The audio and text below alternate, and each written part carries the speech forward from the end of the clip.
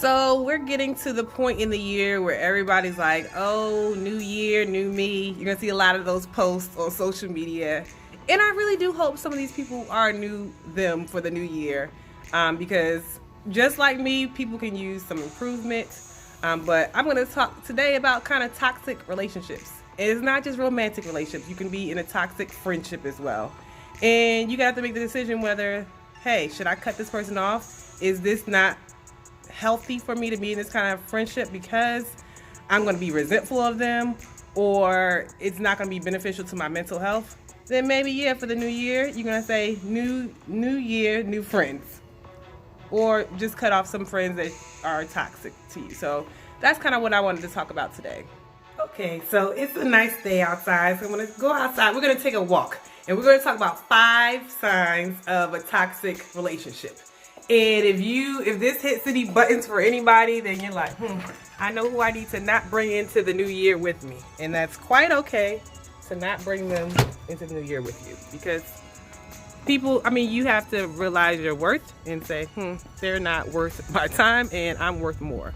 So I would say that the first sign of a toxic relationship is people only call you to get information so that they can talk about you to somebody else later. You ever heard of that? You know somebody like that? It's just like, I know you're just calling to gather gossip, and I'm not for it. So please don't call me again. Thank you. So that's the first one. Okay, so number 2 is actually you have a friend who they're more in competition with you than really kind of motivating you. So I'm a fan of healthy competition, right? We all kind of motivate each other to do better.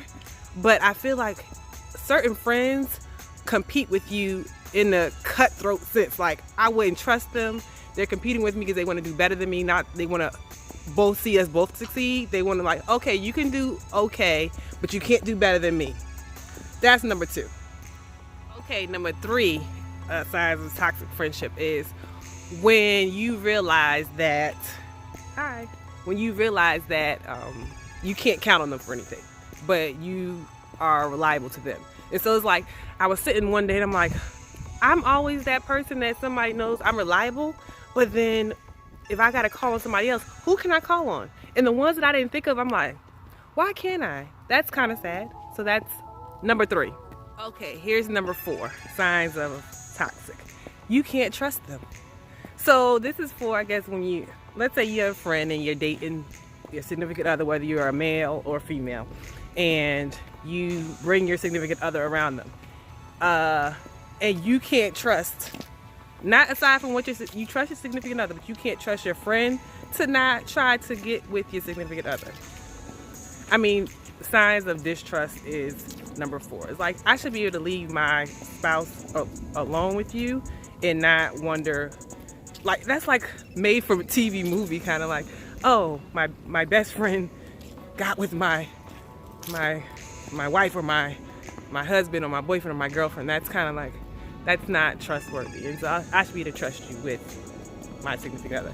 And it's not saying, okay, the significant other should not be doing anything. That's true. So let's say the person made a move on your significant other, and your significant other like, no, pause. I'm trustworthy. I'm going to go tell your friend what you just did, though. So before you guys say like, oh, you should be worried about your significant other, it's 2 sides to it. Okay, so before I get into number 5, I want to talk about, I don't want you to think I'm just bashing everybody and being negative, because I do have some friends that are not toxic friends. They're actually good friends. And why are they good friends? Because they're supportive. Like, supportive of me through what I'm doing. I'm supportive of them, what they're doing. I can call them. I know they have not betrayed my trust. I can leave my significant other around them. I'm usually, at any events that they have, like, I'm usually the first person to show up and the last person to leave, and they do the same for me. It's reciprocal. It's not one-sided. And so it's give and take in relationship. And it's not always like, somebody is not always going to be available to do something that I would. Perhaps we have different lifestyles, but what they're capable of doing and they try to do within their power is what I deem a healthy friendship. And if you've had any relationship for an extended period of time, you know it goes through ebbs and flows. And I had to like talk to my friends, and someone like, okay, I need to be a better friend. Or, hey, I need you to be a better friend. I feel like I'm always calling you. and you never call me. And it's, if they really want to be your friend, they will check that and say, okay, I'm sorry, let's work on it together. And I think that that's the sign of a healthy relationship versus me talking about what's unhealthy. So, okay, so number 5 is they are a non-stop narcissist. It's always about them and it brings it back to them. Let's say you call them out on something and they find a way to make it about them versus the situation. That's narcissism. And I think people don't want, like, recognize that it is narcissism, but recognizing something and then doing something to change it will go a long way into making good relationships. And as I said at the beginning, like, it's not just about romantic relationships. This goes for friendships. And I recognize as I gotten older as an adult that I don't have as many friends, but the friends I do have, I consider them really good friends. And some of them have been there since, one of my friends since 6th grade, we've been best friends. Other ones since, like, I want to say 10 or 15 years. I saw their kids grow up at this point.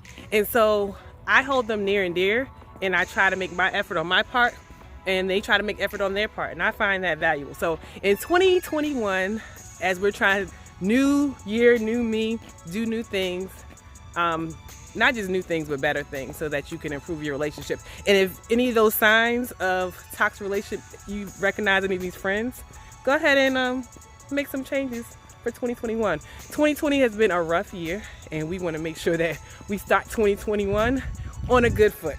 So until next time.